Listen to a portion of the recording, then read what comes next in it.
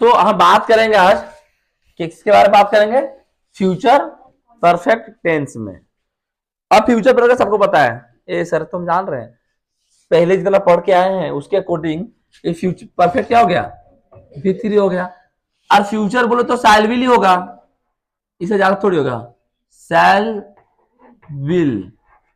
हाँ बीच में और कुछ होगा, हल्दी मसाला चुनना उन्ना लगा हुआ होगा कि नहीं होगा, है? अब जान रहे हैं कि परफेक्ट मतलब पूरा कंप्लीट की बात कर रहा है, तो शैल विल अगर लाएंगे तो इंडेफिनिट हो जाएगा, तो इसके बाद इसके जरूर इसके आगे कुछ ना कुछ लगेगा। अच्छा बी लगाएंगे तो कंटिन्यूअस हो जाएगा, तो क्या करेंगे, हैव लगाएंगे। अरे हाँ कि ना बोलो, शैल विल हैव प्लस V3 ये अगर लगाएंगे तो फ्यूचर परफेक्ट। हैव शो करता है कि परफेक्ट काम के बारे में। लास्ट वीडियो में हम लोग जब कंटिन्यूअस प्रेजेंट वाला पढ़े थे, परफेक्ट वाला पढ़े थे, तो हैव हैज तो हैड के बारे में ही लगाए थे, ये सबको पता है ना, बताने की जरूरत नहीं है। अब हम लोग इसमें क्या करेंगे, सेंटेंसेस पढ़ेंगे और जानेंगे कि कैसे ये बनता है। देखो हम एक एग्जांपल लेते हैं, दे हैव, देखो हम रिलेट करके चलेंगे, रिलेट क्या करेंगे कि दे हैव डन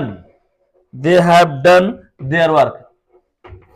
क्या ये सेंटेंस गलत है क्या, ना मुझे कोई बोल दे गलत है। अच्छा ये चीज को हम अगर लिखेंगे they will have done their work, क्या ये सेंटेंस गलत है क्या, ना मुझे बोल देना तुम लोग। देखो बेटा ये हैव लगा हुआ एक कंप्लीट, ये वर्क काम को कंप्लीट होने का बोध कर रहा है। They have done their work, वे अपना काम को पूरा कर लिए। ये बोल रहा है दे विल हैव, वे अपने काम को पूरा कर लेंगे। तो दोनों में दोनों को गलत नहीं है, लेकिन ये जो है ना प्रेजेंट परफेक्ट टेंस, और ये क्या है, फ्यूचर परफेक्ट टेंस। बोलो अब समझ में आया कि दोनों में क्या अंतर है। दोनों में गलत कुछ नहीं है, बट दोनों में क्या है अंतर, ये है टेंस का अंतर है। ठीक है, जैसे हम तुमको एक एग्जांपल देते हैं, एक और example, he has cleaned his room. ये सेंटेंस किसका है सर, किसका है, अरे उसी का है। ही विल हैव क्लीन, अच्छा हैव या हैज देते हैं, ठीक है, हिज रूम।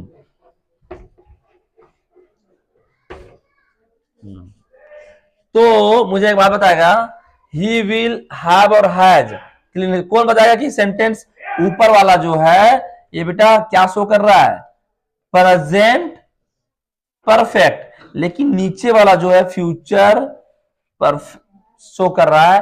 तो क्या मुझे कोई बताएगा कि यहाँ पे हैव होगा कि हैज होगा, कौन कौन बच्चा हाय वाला बच्चा खड़ा हो जाएगा, कौन कौन बोलता हैव है, फटाक से खड़ा होगा, हाय वाला बच्चा खड़ा हो जाएगा, स्टैंड ऑन योर प्लेस फटाफट, कि सर यहाँ पे क्या होगा, हैव होगा, और दूसरा बच्चा खड़ा करेंगे हाय वाला। हाय वाला बच्चा खड़ा हो जाओ, हाय वाला मुंह देके खड़ा नहीं होना है, रीजन पूछेंगे, फटाक से हो जाओ।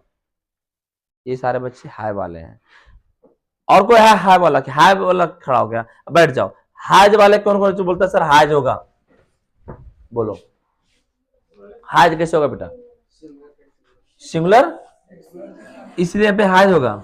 और कोई बोलो, और कोई सिंगुलर, ऐसा नहीं है बेटा, फ्यूचर में हाज नहीं लगता है, ठीक है बैठ जाओ। फ्यूचर में हैव लगता है, क्योंकि हम यहाँ पे देखो स्ट्रक्चर में बताए हैं हैव लिखे, हाज नहीं लिखे, पता है क्यों, क्योंकि ना ये है हेल्पिंग वर्ब, ये हेल्पिंग वर्ब नहीं है, ये क्या दिखाने के लिए आया है, परफेक्ट को दिखाने के लिए आया है, ठीक है। इसलिए फ्यूचर में ये हेल्पिंग वर्ब जो है ना आइल और विल होता है, ना कि हैव और हैज होता है। एक फ्यूचर में हमेशा का हमेशा क्या होता है, हैव ही होता है, तो जितने सारे बच्चे यहाँ पे हाई मार रहे हैं वो बेटा गलत है, ठीक है, ख्याल रहे, नेक्स्ट टाइम से ऐसा नहीं होना चाहिए। तो ए भी सही है, ए भी सही है। कोई दिक्कत है किसी को? अरे है तो बोलो, अरे फट से मुंह खोलो। चलो एक कंसेप्ट बताते हैं तुम लोग, ठीक है। देखो बाई प्लस फ्यूचर टाइम, ध्यान देगा, फ्यूचर टाइम में हम लोग क्या करते हैं, बाई जो है वो क्या है जी, प्रीपोजिशन है, अरे हाँ कि ना बोलो। और प्रीपोजिशन क्या प्रेफर करता है, future perfect tense, future perfect tense. अब बोलेंगे सर एग्जांपल समझाइए, हालो बेटा एग्जांपल हो, एग्जांपल बिंदास देंगे, हम देंगे, क्या नहीं देंगे, लेगा जगह पे नहीं लेगा, इसलिए मिटा दो इसको।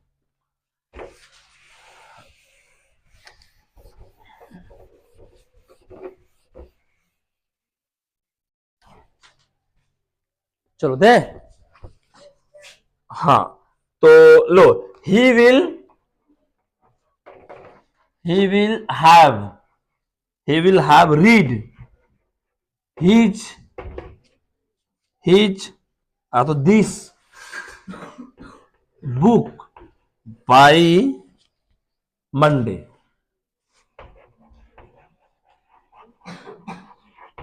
दिस THIL दिस बुक, ठीक है। ही विल हैव रीड, उसने बुक को पढ़ा, दिस बुक, उसने इस बुक को पढ़ा, दिस बुक बाय मंडे। अब यहां पे देखो क्या लिखा हुआ है, बाय मंडे लिखा हुआ है, तो इसका मतलब हुआ कि वो पैसिव नहीं बना है, प्रीपोजिशन है, तो ये बाई जो है वो क्या शो कर रहा है कि फ्यूचर परफेक्ट के बारे में शो करेगा।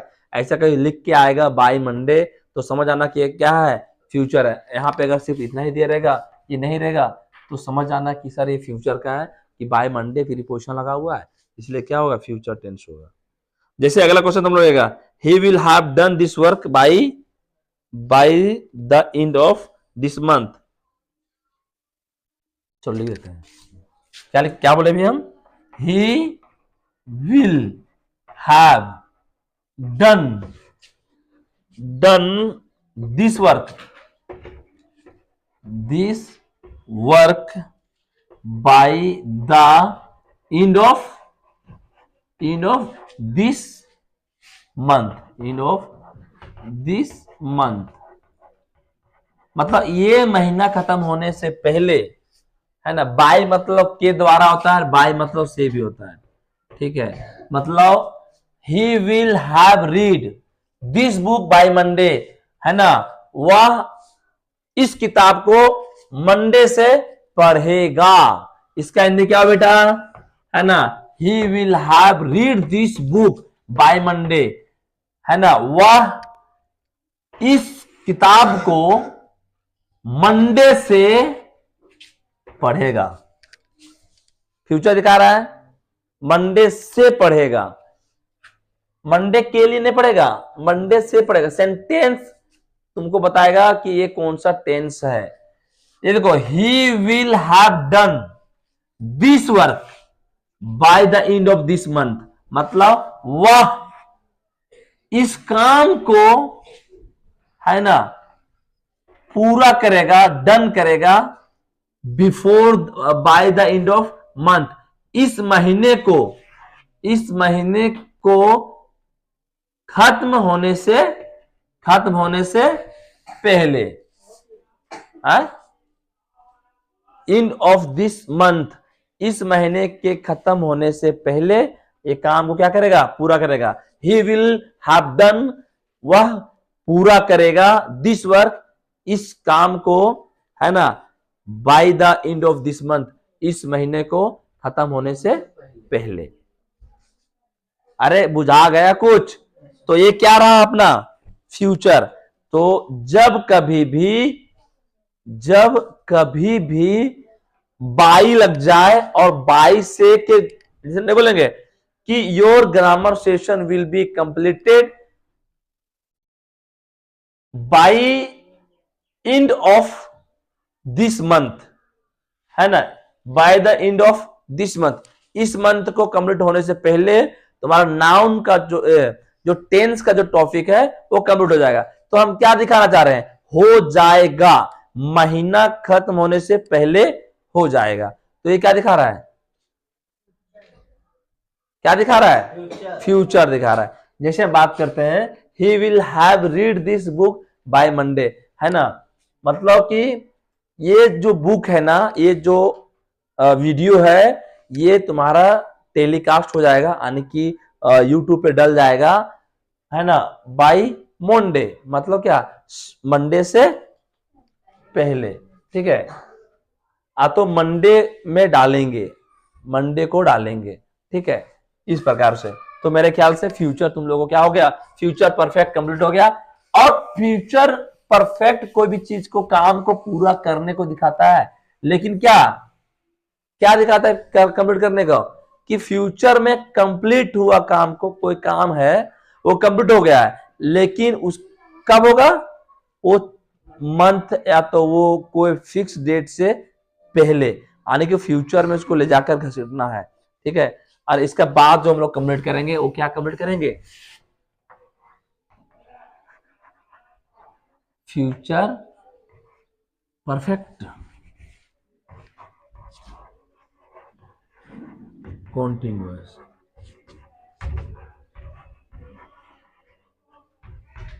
टेंस, ठीक है। ये हो गया तुम्हारा अगला टॉपिक, ठीक है। Thank you for watching this video. हाँ, बहुत छोटा वीडियो बनाई है कि नहीं।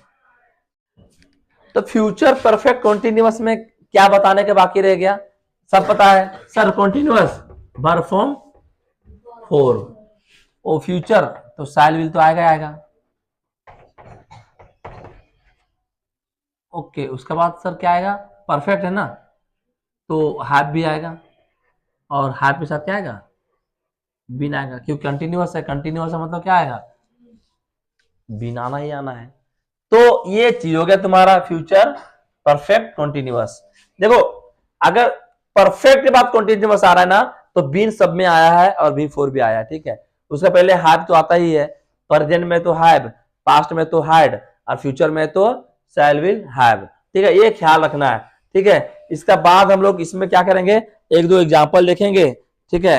उसके बाद हम लोग शुरू करेंगे अपना एक एग्जाम्पल देते हैं। He will have been playing